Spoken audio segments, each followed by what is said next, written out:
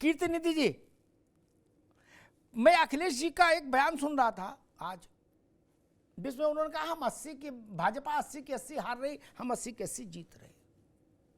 उससे पहले तक वो कह रहे थे कि हम 79 जीत रहे हैं, 79, एक सीट भाजपा को दे रहे थे, वो भी वापस ले ली। देखिए अमिताभ जी, सवाल का भी जवाब दूंगा। एक सवाल अभी आप बहुत पूछ रहे थे जी, इलेक्शन में निर्वाचन को लेकर के लगातार जो पेशबंदी की बात आप कर रहे थे, लोग पेशबंदी करते हैं। जी हाँ, पेशबंदी का सवाल नहीं है। 2022 के विधानसभा के चुनाव में भी आपको याद हो, हमारे नेता आदरणीय अखिलेश यादव जी ने एक बयान दिया था चुनाव के बाद, और कहा था कि माइनॉरिटीज के और यादव के मतदाताओं के नाम कई विधानसभाओं से काट दिए गए, जिस पर इलेक्शन कमीशन ने हमको नोटिस जारी किया और हमने इलेक्शन कमीशन को उस नोटिस का जवाब दिया था और 18,000 शपथ पत्र उनको हमने दिया था बनवा करके। 18,000 नामों की सूची दिया था जिसको काटा गया था, जो लोग मौजूद थे वहां रहते थे। लेकिन क्या एक भी अफसर के खिलाफ, एक भी बीएलओ के खिलाफ, एक भी तहसीलदार और कानूनगो के खिलाफ इलेक्शन कमीशन ने कोई एक्शन लिया? अगर हम जवाब न देते तो शायद हमको नोटिस और जारी करते जी। लेकिन जब हमने जवाब दिया तो एक भी अफसर के खिलाफ पूरे उत्तर प्रदेश में इलेक्शन कमीशन ने कार्रवाई नहीं की। एक केवल पेशबंदी नहीं है, कहीं कहीं इस तरीके की घटनाएं रहती हैं, लगातार बूथों में शिकायतें मिलती हैं। अखिलेश यादव जी को भी कन्नौज में बूथों पे जाना पड़ा जिस तरीके से, और कहा कि यहां हमको सूचना मिली कि भारतीय जनता पार्टी के लोग गुंडई कर रहे हैं बूथ पर। जी ठीक, जाना भी पड़ा नहीं, ठीक है कीर्ति बाबू, ठीक है, जाना पड़ा की बात नहीं, जाना ही चाहिए। और कोई काम थोड़ी ना नेता को, ऐसा तो नहीं दुकान पर बैठना है, खेती करनी है। अरे भाई यही काम है, चुनाव लड़ना, उसमें भी नहीं जाओगे? ठीक है कीर्ति बाबू, अभी नहीं, अब अभी रोक दिया बात, अभी रोक दीजिए। आलोक वर्मा के पास चलूंगा, लेकिन उससे पहले एक बात कहूंगा। समाजवादी पार्टी ने कहा था 22 के बाद कि 20,000 मुसलमान और 20,000 यादव के वोट काट दिए हर कॉन्स्टिट्यूंसी से। मैंने उस पर एक सामान्य टिप्पणी की थी उस वक्त ही, अब ये पुराना विषय कीर्तिबाई ने उठा दिया इसलिए याद आ गया कि 40,000 यादव और मुसलमान वोट कट जाने के बाद ये समाजवादी 111 कैसे जीत सकते? किसी सूरत में नहीं जीत सकते। नहीं तो एनालिसिस कर लो। अरे बात तो सही बोलो यार, बड़े नेता को ये छुट भैया गलत डाटा पकड़ा के बेइज्जती करा देते हैं। बोले भैया 20,000 मुसलमान यादव काट दिए, अच्छा बोले चलो हम लिख दे रहे। चिंतन करना चाहिए कि ये संभव है। और 40,000 मुसलमान यादव कटने के बाद आप कौन सी सीट जीत लेंगे उत्तर प्रदेश में विधानसभा की?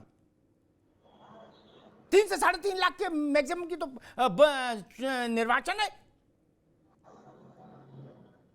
आपका लाख 2 लाख वोट से जीत रहे थे सीट, नहीं ना?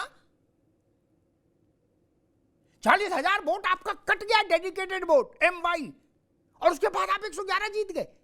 इसीलिए बात में वजन कम हो जाता है। मुझे पता नहीं किस विद्वान ने अखिलेश जी को समझाया था, जिसने भी समझाया उसने किरकिरी कराई ना।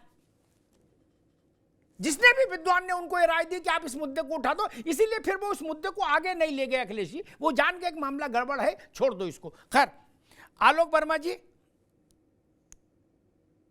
भाई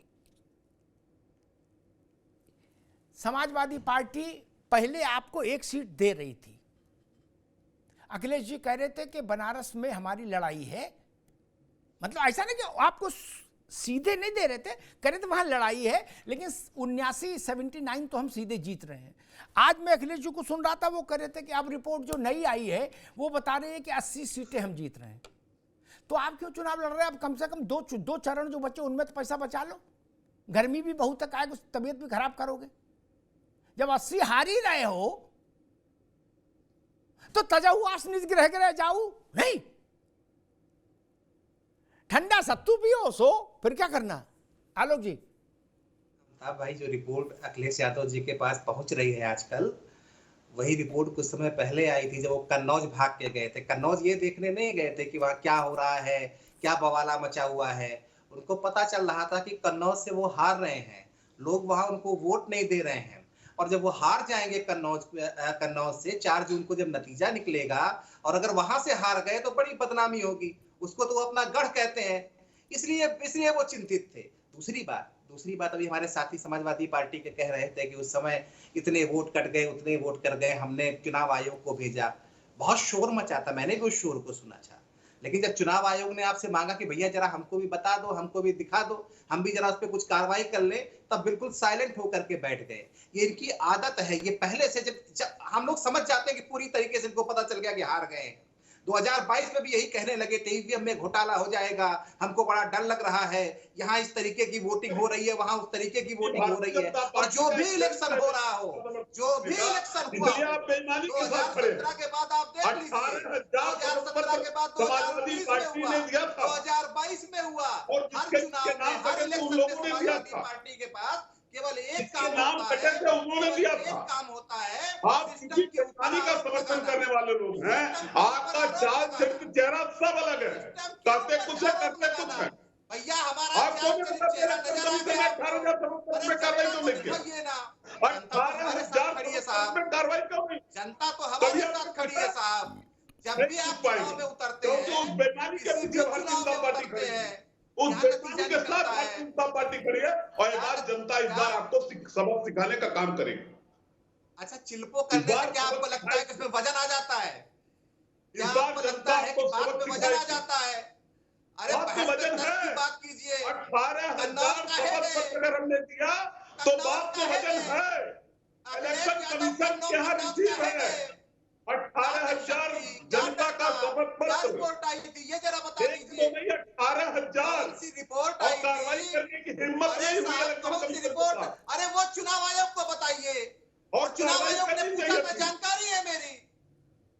और आप जिस तरीके से समर्थन कर रहे हैं बेईमानी का, उससे आपका चेहरा बेनकाब हो रहा है।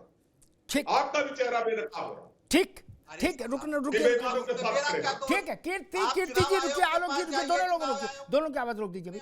आलोक पांडे जी, एक बात तो मैं ये कहूंगा कि 403 सीटों पर 40,000 वोट कटा पर सीट, 20,000 मुसलमान, 20,000 यादव, तो 40,000 गुणे 403, तो 18,000 एफिडेविट कम है, थोड़ा ज्यादा होना चाहिए था, है मतलब करोड़ के आसपास एफिडेविट जाता तो फिर उसमें और वजन आता। खैर मैं उस बहस में नहीं पढ़ रहा, आप छोड़िए। अब तो वो बात आएगी तो अगले, अब तो 4 जून के बाद ही हो गया ना कि कहाँ किसके वोट कटे। मैं आज के चुनाव पर रहता हूं, एक बात कह के, अपने वोट लिस्ट में आ जाए सुरक्षित, इसकी जिम्मेदारी भी राजनीतिक पार्टी को उठानी पड़ती। मैं बार बार कहता हूं, नेताओं को मनरेगा में काम करना है नहीं, मूंगफली की ठेल लगानी नहीं, फिर यह काम भी जो उनका जिम्मा वो भी नहीं कर पाते। अरे वोट आपका बने, सुरक्षित रहे, बार बार संशोधित वोटर लिस्ट सार्वजनिक होती है, तब आप सोते हैं। खैर छोड़िए, वो सपा जाने बसपा जाने वो लोग जाने। मैं मूल विषय पर लौटता हूं। आलोक पांडे जी, एक इसमें आज के मतदान में एक पेच रघुराज प्रताप सिंह राजा भैया का भी है। उनकी भूमिका को लेकर तमाम तरह की अटकलें लगती रहीं। बंगलौर मुलाकात के बाद से अटकलें दूसरी दिशा में गई।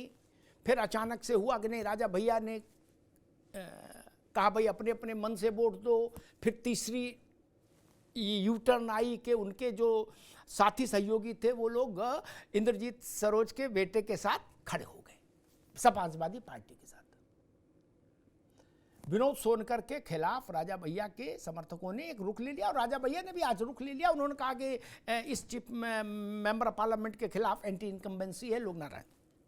रघुराज प्रताप सिंह के रोल को कैसे देख रहे हैं आप, और रघुराज प्रताप सिंह का आज के चुनाव पर कितना असर देख रहे हैं? आलोक पांडे।